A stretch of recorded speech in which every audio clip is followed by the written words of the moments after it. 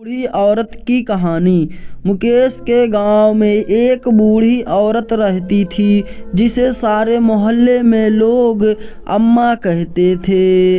असली नाम क्या था यह तो किसी को नहीं मालूम। बड़ा ही मधुर बोलती थी, सबसे प्यार मोहब्बत से बातें करती थी। पूरे मोहल्ले में बड़ी बूढ़ी होने के नाते सब लोग उनकी इज्जत करते थे और अम्मा भी किसी को प्यार लुटाने में कोई कसर नहीं छोड़ती थी। जब भी जाओ मिलो गले से लगा लेती थी और पीठ पर हाथ सहलाती थी तो ऐसा लगता जैसे कोई जादू का असर हो रहा है। अम्मा के 4 बेटे थे, 2 विदेश में थे और 2 उनके पास रहते थे। सब शांति से जीवन गुजर रहा था। अम्मा भी खुश थी, उनका परिवार भी खुश था। मोहल्ले के लोग अम्मा से बेहद प्रसन्न थे। एक दिन अचानक आवाज आई, अम्मा खत्म हो गई। मैं घर पर ही था। आवाज सुनकर अम्मा के घर की ओर दौड़ा, देखा अम्मा जमीन पर गिरी थी और उनकी दोनों बहुएं आपस में कुछ झगड़ा कर रही थी। मेरे कानों में आवाज़ सुनाई दी, पूरी 6 तोले की चूड़ियाँ थी, तूने कैसे ले ली? अम्मा मेरे पास रहती थी। दूसरी तरफ से शायद छोटी बहू थी जिसका कड़वाहट से भरा उत्तर था, तुम्हारे पास रहती थी तो क्या हुआ? थी हमारी अम्मा, चूड़ियों पर तो हमारा भी हक बनता है।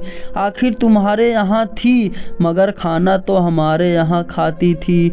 नतीजा यह निकला कि अम्मा बेचारी जमीन पर पड़ी हुई अपनी बेकदरी होते हुए देख रही थी। मरा हुआ आदमी क्या देखता है? आंखों में मुड़ी हुई थी, ना कुछ सुन सकती थी, ना बोल सकती थी, ना बच्चों को समझा सकती थी।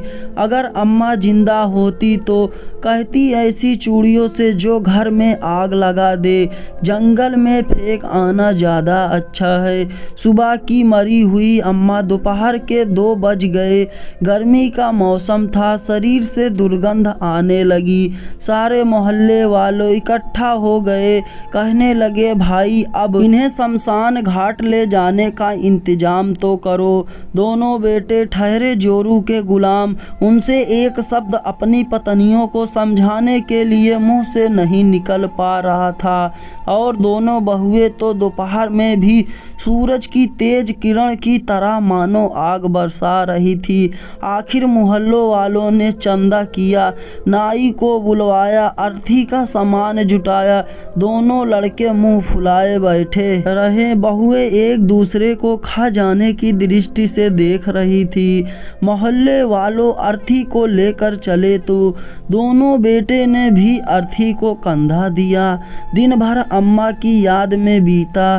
शाम को जब सब लोग आपस आए, सब लोग यही कह रहे थे अम्मा कितनी खुश मिजाज की थी और उनके मरने के बाद सोने के जेवरों पर घर में कितना बड़ा कलेश चल रहा है। अगले दिन सुबह अम्मा के दोनों बेटे और दोनों बहुएं घर के आंगन में जोर जोर से रो रहे थे। मोहल्ले वाले पहुंचे तो एक बेटे ने बताया कि विदेश से अम्मा के बेटे का फोन आया था। उसे पता चला कि चूड़ियों पर झगड़ा हो रहा है तो उसने सब घर वालों को बहुत डांटा और कहा तुम सबको 16 चूड़ियां मैं अपनी तरफ से दूंगा, लेकिन कम से कम अम्मा की याद तो खोटी मत करो। रोते हुए छोटी बहू ने बताया कि जब से फोन आया है हम सब बहुत दुखी हैं और हमें भारी पश्चाताप है। छोटी बहू बोली, मैंने अम्मा की 4 चूड़ियां लेकर बड़ी गलती की। 4 चूड़ियों में क्या रखा था? बड़ी बहू कहने लगी, मन छोटा मत कर दीदी, 4 चूड़ियां और बाकी की 12 चूड़ियां भी तू ही रख ले। जब सब लोग को इस संसार से जाना ही है, तो क्या रखना और क्या देना। सचमुच हमारी बुद्धि भ्रष्ट हो गई थी, जो हम लड़ने लगे अम्मा की याद को भुला बैठे। मोहल्ले के बुजुर्ग भाई ने अपनी आंखों से आंसू निकालते हुए आंसुओं को पोंछते हुए कहा, कोई बात नहीं बच्चों, सुबह का भूला अगर शाम को घर वापस आए तो भूला नहीं कहलाता।